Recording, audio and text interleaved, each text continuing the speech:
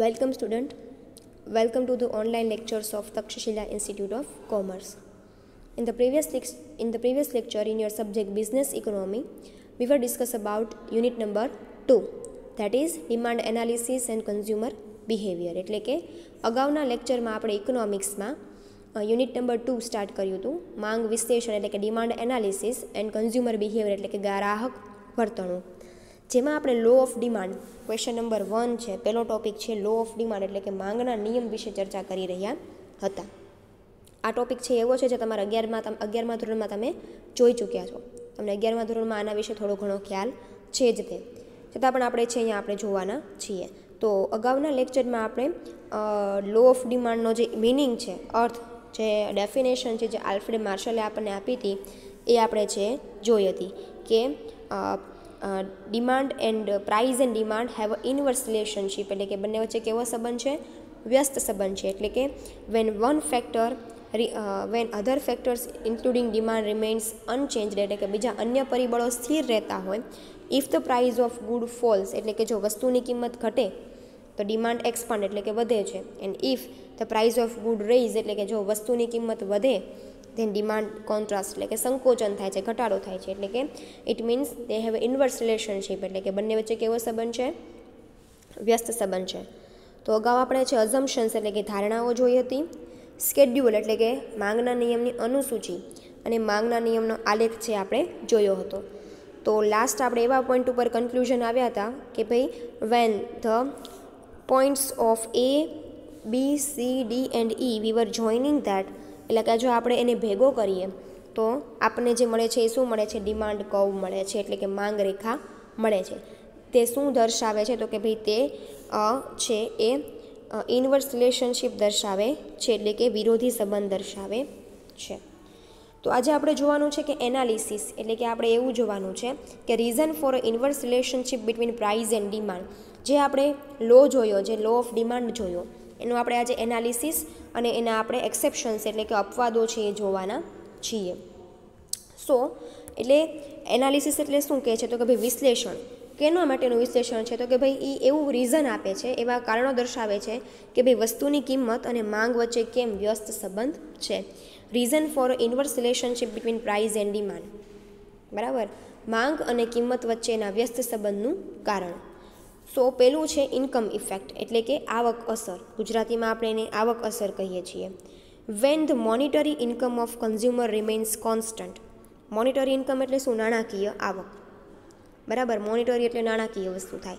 Van monetary income of consumer remains constant એટલે કે જ્યારે નાણાકીય આવક કન્ઝ્યુમરની રિમેન્સ કોન્સ્ટન્ટ એટલે કે સ્થિર રહેતી હોય, એટલે કે જ્યારે ગ્રાહકોની આવક છે, નાણાકીય આવક છે એ સ્થિર રહેતી હોય, but the price of goods falls, પણ જ્યારે વસ્તુની કિંમત ઘટે, ફોલ્સ એટલે શું થાય?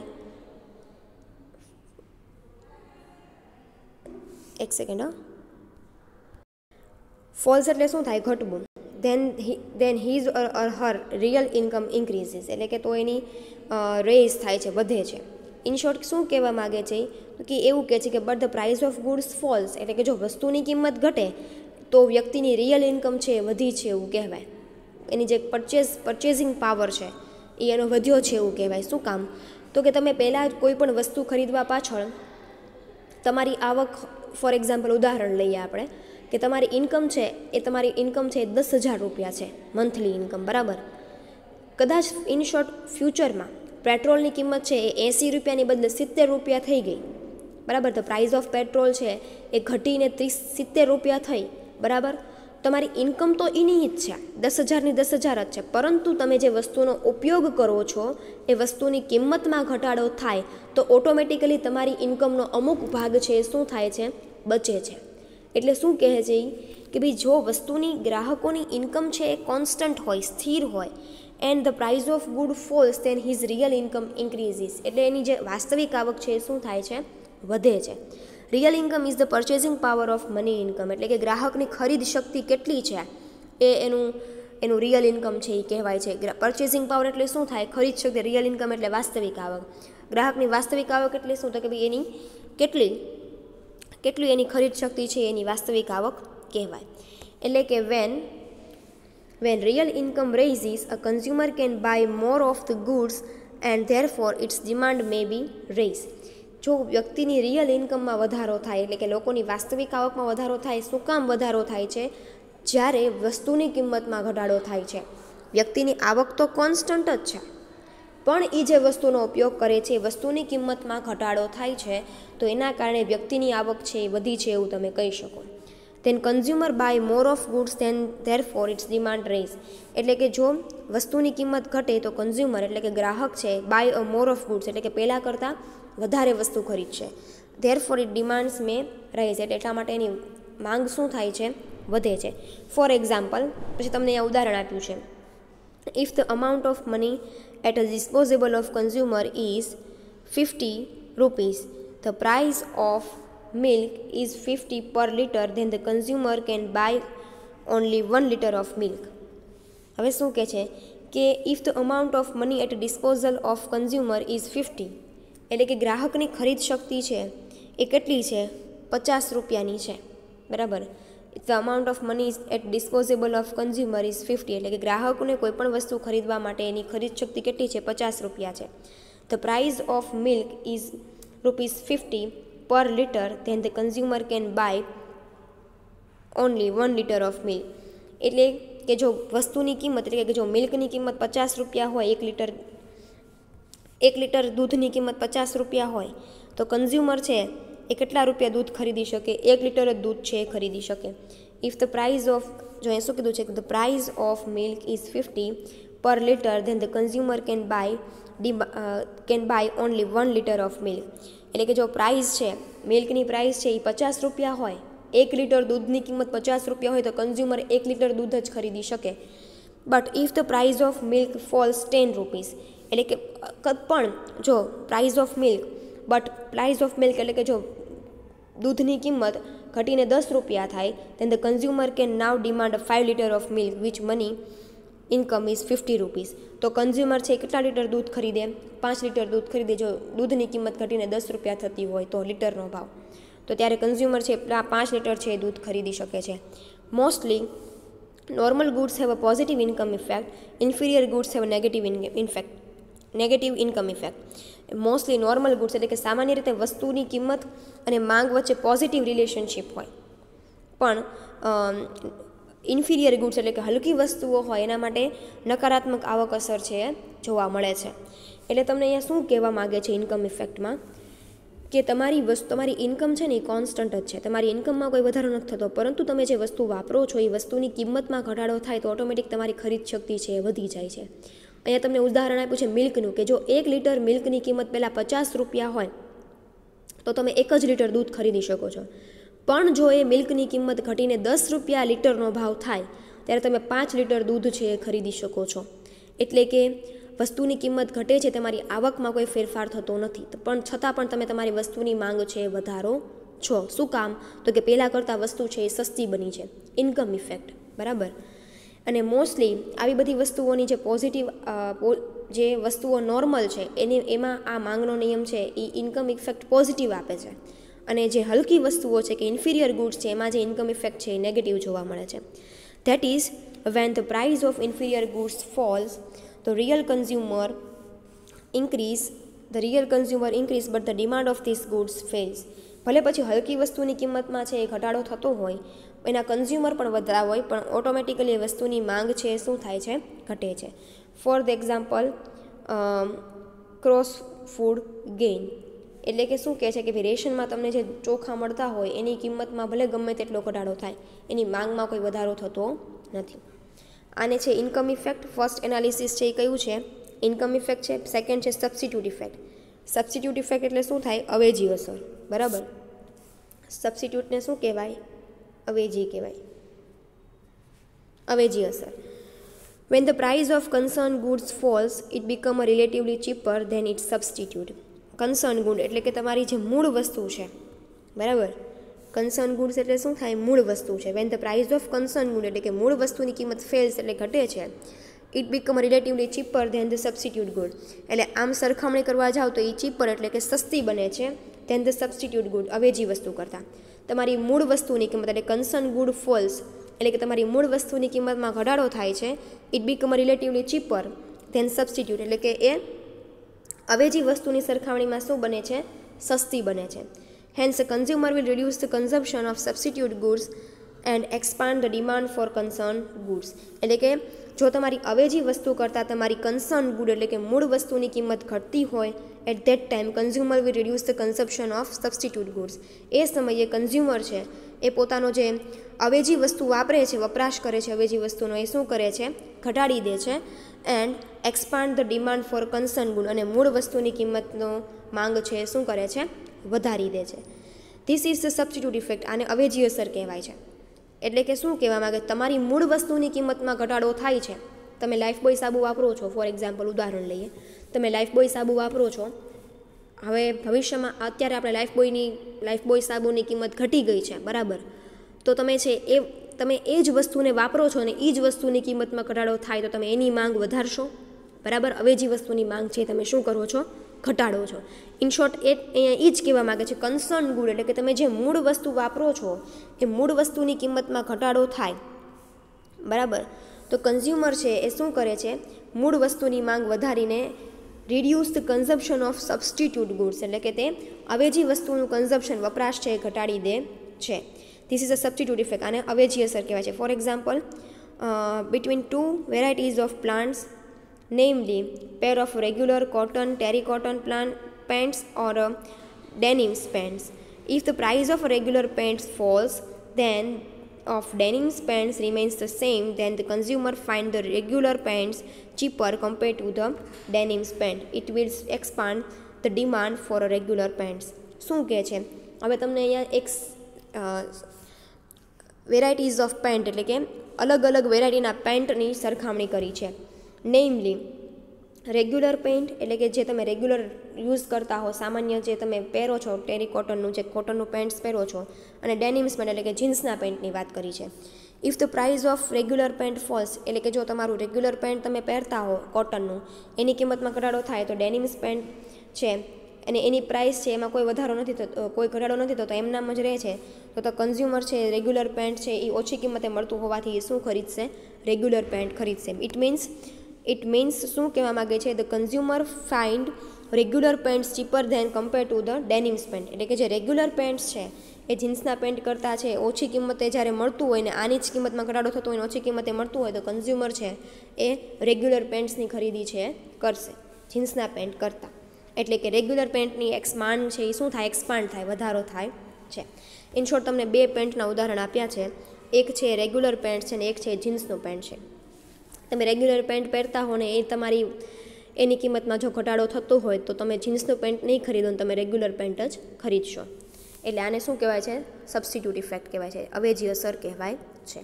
આ હતું the analysis of demand, analysis of relationship, inverse relationship between price and demand. વિશ્લેષણ હતું માંગ અને કિંમત વચ્ચે વ્યસ્ત સંબંધ શું કામ છે, તો કે બે બાબતના કારણે, એક આવક અસર અને બીજું અવેજી અસર. હવે આપણે જોઈએ exceptions of law of demand. Exceptions એટલે શું થાય, અપવાદો. એક્સેપ્શન્સ એટલે શું થાય, અપવાદ. તો કે ભાઈ એવી કઈ કઈ બાબતો છે કે જેમાં માંગનો નિયમ છે લાગુ પડતો નથી, અપવાદ છે, બરાબર. એક્સેપ્શન્સ એટલે અપવાદ. તો આપણે જોઈએ હવે માંગના નિયમના અપવાદો. પહેલું છે પ્રેસ્ટિજિયસ ગુડ્સ એટલે કે કિંમતી વસ્તુઓ. પ્રેસ્ટિજિયસ એટલે શું થાય, કિંમતી, અને ગુડ્સ એટલે વસ્તુ. Prestigious goods, certain goods which are priced very high and are generally consumed by a very rich people, like expensive jewelry, expensive car, expensive mobile phone, etc. શું કહે છે, સર્ટેન ગુડ્સ એટલે કે અમુક વસ્તુઓ which are priced very high, જેની કિંમત ખૂબ વધારે હોય, and generally it is consumed by very rich people, અને એ કોના દ્વારા વપરાશ કરવામાં આવતી હોય, સામાન્ય રીતે એ પૈસાદાર વ્યક્તિઓ દ્વારા છે એનો વપરાશ કરવામાં આવતો હોય. લાઇક એક્સપેન્સિવ જ્વેલરી એટલે કે મોંઘા ઘરેણાઓ, એક્સપેન્સિવ કાર, મોંઘી કાર, એક્સપેન્સિવ મોબાઈલ, મોંઘા મોબાઈલ ફોન, આ etcetera are exceptions of law of demand. આ બધા છે એની માટે માંગનો નિયમ છે અપવાદરૂપ છે. શું કહે છે કે અમુક વસ્તુઓ છે એની કિંમત છે એ દિવસે ને દિવસે વધતી હોય છે. જનરલી આ વસ્તુનો કન્ઝ્યુમ્ડ એટલે કે વપરાશ, કન્ઝ્યુમ્ડ બાય વેરી રીચ પીપલ, પૈસાદાર વ્યક્તિઓ દ્વારા આ વસ્તુની કિંમત સતત વધતી હોય એવી વસ્તુની કિંમતનો વપરાશ છે એ સતત પૈસાવાળા વ્યક્તિઓ દ્વારા કરવામાં આવતો હોય. કેવી વસ્તુઓ? તો કે ભાઈ મોંઘા ઘરેણાં છે, મોંઘી કાર છે, મોંઘા મોબાઈલ ફોન છે. આ વસ્તુની કિંમતની માંગનો નિયમ છે, એક્સેપ્શન્સ છે, એની માટે અપવાદરૂપ છે. Such goods are used by a rich people as a status symbol. તો કે આવી બધી વસ્તુઓ છે ને એ પૈસાદાર વ્યક્તિઓ દ્વારા પોતાના સ્ટેટસને વધારો દે, પોતાની પ્રતિષ્ઠાને દર્શાવવા માટે, સ્ટેટસ એટલે પોતાનું પ્રતિષ્ઠાન દર્શાવવા માટે આવી બધી વસ્તુઓનો ઉપયોગ એ લોકો કરતા હોય છે. Hence even when there is a raise of their price the demand expand instead of contracting. હવે જો આવી બધી વસ્તુઓની કિંમતમાં વધારો થાય ને તોય તે એની માંગમાં ઘટાડો થતો નથી. શું કામ? તો કે ભાઈ આ બધી વસ્તુઓ છે ને એ કિંમતી વસ્તુઓ છે અને પૈસાદાર વ્યક્તિઓ દ્વારા આ બધી વસ્તુની કિંમતમાં વધારો થાય ને તો એની માંગમાં છે એ કોઈ ઘટાડો થતો નથી. અમુક એની માંગ શું થાય છે? કોન્ટ્રાક્ટિંગ, વધે છે. અને એ ત્યારે જેનું સ્ટેટસ દર્શાવી શકે જ્યારે આ બધી વસ્તુની કિંમત મોંઘી હોવા છતાં એ લોકો ખરીદતા હોય તો જેનું સ્ટેટસ છે એ તમે જોઈ શકો છો. And if their price falls, જો એની પ્રાઇઝમાં ઘટાડો થાય, આ બધી સોનું, ચાંદી, કારની વસ્તુઓની કિંમતમાં ઘટાડો થાય, the rich people may contract their demand thinking that fall in a price means that good is losing its prestige. હવે જો આ બધી વસ્તુની કિંમતમાં ઘટાડો થાય ને તો આ બધા વ્યક્તિઓનું વિચારવું એવું છે, rich people may contract their demand thinking that, એટલે એ લોકો એવું વિચારે કે fell in a price means વસ્તુની કિંમતમાં ઘટાડો થયો. ઇટ મીન્સ શું કહેવાય છે કે એ વસ્તુની જે કિંમતી છે એ એની કિંમતીનેસ છે એ શું કરે છે? ગુમાવે છે. ઇટ મીન્સ જે પ્રેસ્ટિજિયસ ગુડ્સ છે જેના માટે આ બધી વસ્તુ ખરીદવા માટેનો એક ચોક્કસ વર્ગ છે, રીચ ક્લાસ છે, પૈસાદાર વર્ગ છે, તો એને આ બધી વસ્તુની કિંમતમાં વધારો થાય ને તો જ એ ખરીદશે, ઘટાડો થાય તો એ ખરીદશે નહીં. એટલે કે આવી વસ્તુઓ માટે, પૈસાદાર વ્યક્તિઓ માટે જે વસ્તુ ખરીદવામાં આવે છે એની માટે આ નિયમ છે કેવો છે? એક્સેપ્શન્સ, અપવાદરૂપ છે. એક્સ્ટ્રીમલી લો પ્રાઇસ્ડ ગુડ એટલે કે અત્યંત સસ્તી વસ્તુઓ. એક્સ્ટ્રીમલી લો પ્રાઇસ્ડ ગુડ એટલે શું? અત્યંત સસ્તી વસ્તુઓ. Certain goods are extremely low price goods and hence the entire consumption expenditure on such goods form a very small proportion of consumers' income. Certain goods are extremely low price એટલે કે અમુક વસ્તુઓ, certain એટલે અમુક વસ્તુઓ છે extremely low price જેની કિંમત છે એ ખૂબ ઓછી હોય છે, અત્યંત ઓછી હોય છે. The entire consumption expenditure on such goods એટલે કે આપણી આવકનો જે અમુક ભાગ છે, entire consumption of such goods એટલે કે આપણી વપરાશનો જે અમુક ભાગ છે, અમુક ખર્ચ છે, on such goods a very small proportion of consumer income એટલે કે આપણી આવકનો ખૂબ ઓછો ભાગ આવી બધી વસ્તુઓના વપરાશ પાછળ આપણે ખર્ચવો પડે છે. એટલે કે શું કહે છે? The entire consumption expenditure on such goods from a very small proportion of consumer income એટલે કે તમારી આવકનો ખૂબ ઓછો ભાગ તમારે આવી વસ્તુઓ પાછળ ખર્ચવો પડે છે. For example pin, stapler pin et cetera. એટલે શું કહે છે? ફોર એક્ઝામ્પલ તમારી જે પિન છે, સ્ટેપલરની પિન છે, એ બધું. Even if the price of raise, જો આ બધી વસ્તુની કિંમતમાં ઘટાડો થાય, ઇવન જો તો આ બધી વસ્તુઓની કિંમતમાં ઘટાડો થાય, the consumer demand for this goods may not contract means કે કન્ઝ્યુમર દ્વારા આ બધી વસ્તુની કિંમતમાં ઘટાડો થાય ને તો એની માંગમાં કોઈ વધારો થતો નથી. કોન્ટ્રાક્ટ એટલે વધારો થતો નથી. If the price fall the consumer may not expand the demand, જો આ બધી વસ્તુની કિંમતમાં ઘટાડો થાય ને કે વધારો થાય, કન્ઝ્યુમરની ડિમાન્ડમાં કોઈ ફેરફાર થતો નથી, તો he or she may not need more of such goods, તો કે આવી બધી વસ્તુની કિંમત એને કંઈ રોજબરોજની લાઈફમાં જરૂર પડતી હોય નહીં. ફોર એક્ઝામ્પલ દિવાસળી છે, સ્ટેપલરની પિન છે, આ બધી અત્યંત સસ્તી વસ્તુઓ છે. ગ્રાહકોની ઇન્કમમાં વધારો થાય, ઘટાડો થાય, કોઈ લેવા દેવા નથી.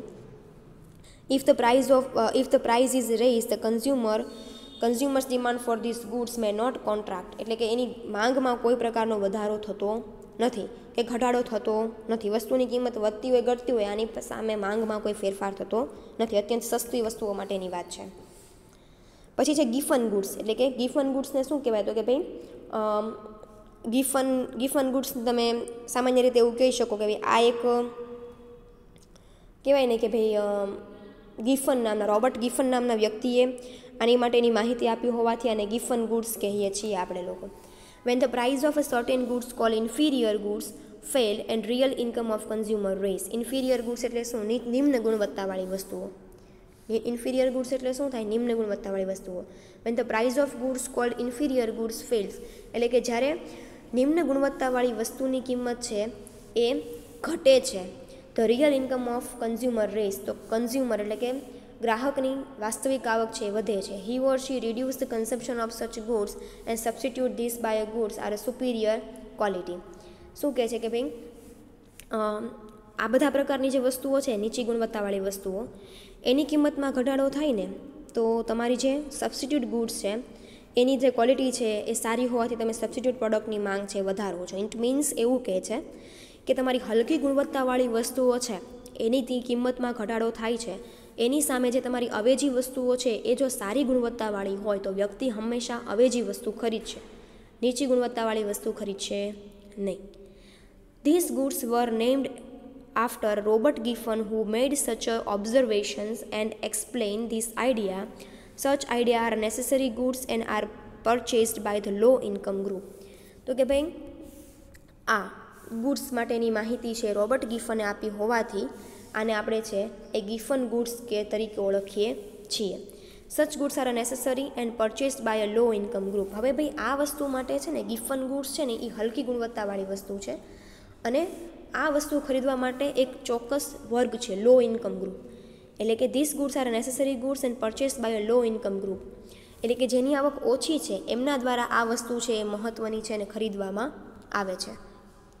એટલા માટે એની વસ્તુની કિંમતમાં કોઈ ફેરફાર થાય એના કારણે કોઈ છે એ વધારે પડતો માંગમાં વધારો ઘટાડો જોવા મળતો નથી. For example, a person who low income purchase a jowar and બાજરા. એટલે શું કહે છે કે એક વ્યક્તિ છે a person whose low income, જેની ઇન્કમ છે એ લો છે, એ પરચેસ કરે છે કાં તો જુવાર ને કાં તો બાજરો. વેન ધ પ્રાઇઝ ઓફ જુવાર ઓર બાજરા ફોલ્સ વેરી લો, એટલે કે જ્યારે જુવાર અને બાજરાની કિંમત એકદમ ઘટે છે the real income of consumer tends to increase. તો ત્યારે વ્યક્તિની વાસ્તવિક આવક છે વધે છે. શું કામ? તો કે પહેલાં 10 રૂપિયાનો કિલો બાજરો મળતો હોય બરાબર, અત્યારે એ જ બાજરાની કિંમત છે એ 10ની બદલે પાછી 8 રૂપિયા થઈ ગઈ છે. તો ગ્રાહકની જે ઇન્કમ છે એ શું થાય છે? વધી છે. 2 રૂપિયા છે એ ગ્રાહક પાસે બચે છે. એટલા માટે તમે એવું કહી શકો કે ગ્રાહકની 2 રૂપિયા ઇન્કમ છે વધી છે. Hence he or she reduce the consumption of such goods. એટલે કે ત્યારે શું કરે તો કે ભાઈ ત્યારે આ જ વસ્તુની કિંમત જે વાપરે છે જેની ગુણવત્તા હલકી છે એ જ વસ્તુની કિંમત ઘટે ત્યારે consumer of such goods reduce the price. એટલે કે એ આ બધી વસ્તુઓની માંગ છે, કન્ઝમ્પશન છે એ ઘટાડી દે છે અને વિલ પરચેસ મોર ઓફ વીટ. એના બદલે હવે શું ખરીદવાનું પસંદ કરશે? વીટ એટલે કે ઘઉં. એ હવે એના બદલે ઘઉં ખરીદવાનું પસંદ કરશે. વિચ ઇઝ સુપિરિયર ગુડ્સ, જે બાજરા કરતાં કેવી છે? ઊંચી ગુણવત્તાવાળી છે. Another example is that of vegetable or vanaspati ghee and pure ઘી. બીજું એક્ઝામ્પલ કેવું છે? ચોખ્ખું ઘીનું અને વેજીટેબલ ઘીનું છે. ઇન શોર્ટ એવું કહે છે કે ભાઈ તમે જે નિમ્ન ગુણવત્તાવાળી વસ્તુ વાપરો છો એ વસ્તુની કિંમતમાં જો ઘટાડો થાય, ગિફન ગુડ્સમાં ઘટાડો થાય, ધેન યોર સબસ્ટિટ્યુટ પ્રોડક્ટ એટલે કે એની અવેજી વસ્તુ છે એની માંગમાં વધારો થાય છે. કારણ કે ગ્રાહકની આવકનો જે અમુક ભાગ છે એ બચે છે અને એ બચતવાળો જે ભાગ છે એ સારી એવી ગુણવત્તાવાળી વસ્તુ ખરીદવા પાછળ વાપરે છે. લાસ્ટ છે સ્પેશિયલ પ્રેફરન્સ ઓફ પીપલ, એટલે કે ગ્રાહકોની પસંદગી. ગ્રાહકોની પસંદગી, સ્પેશિયલ પ્રેફરન્સ એટલે કે ગ્રાહકોની પસંદગી. Certain times people get very accumulated and used to certain goods.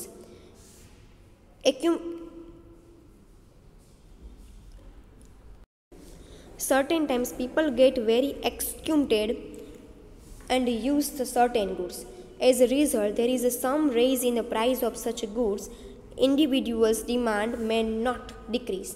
For example, a particular brand of toothpaste and shoes. Special preference of consumer or a special preference of people એટલે કે ગ્રાહકોની પસંદગી. Certain times people are very accumulated એટલે કે ટેવાયેલું હોવું. Accumulated એટલે શું થાય? ટેવાયેલું હોવું. એટલે કે ઘણી વખત ગ્રાહકો છે ને એ અમુક વસ્તુથી ટેવાયેલા હોય છે. હી યુઝ અ સર્ટેન ગુડ્સ, એ વસ્તુ વાપરવા માટે, અમુક વસ્તુઓ વાપરવા માટે ગ્રાહકો છે એ ઘણી વખત ટેવાયેલા હોય છે. As a result there is a raise in the price of their there is a raise of price in these goods. એટલે કે જો એ વસ્તુની કિંમતમાં વધારો થાય ને તો પણ individuals demand may not decrease. ઇન્ડિવિડ્યુઅલની જે ડિમાન્ડ છે, માંગ છે એ ઘટતી નથી. ફોર એક્ઝામ્પલ, પર્ટિક્યુલર બ્રાન્ડ, ચોક્કસ બ્રાન્ડનું ટૂથપેસ્ટ અને શૂઝ. ફોર એક્ઝામ્પલ, તમે બાટાના ચપ્પલ પહેરતા હો તો બાટાના ચપ્પલની કિંમતમાં ભલે ગમે એટલો ફેરફાર થાય, તમને એ વસ્તુ ફાવી ગઈ છે, તમારી પસંદગીની બ્રાન્ડ છે, તમારી પસંદગીની વસ્તુ છે, પછી ભલે એની ગમે એટલી કિંમતમાં વધારો થાય, ગ્રાહક એની માંગમાં ક્યારેય ફેરફાર કરશે નહીં. એટલે કે સ્પેશિયલ પ્રેફરન્સીસ ઓફ પીપલ, એટલે કે પીપલની પોતાની પસંદગી હોય કોઈ ચોક્કસ પર્ટિક્યુલર બ્રાન્ડ માટે, કોઈ પર્ટિક્યુલર વસ્તુ માટે, તો એ છે એ ક્યારેય એમાં ફેરફાર લાવતા નથી. ઇટ મીન્સ આવી વસ્તુઓ માટે માંગનો નિયમ છે એ લાગુ પડતો નથી.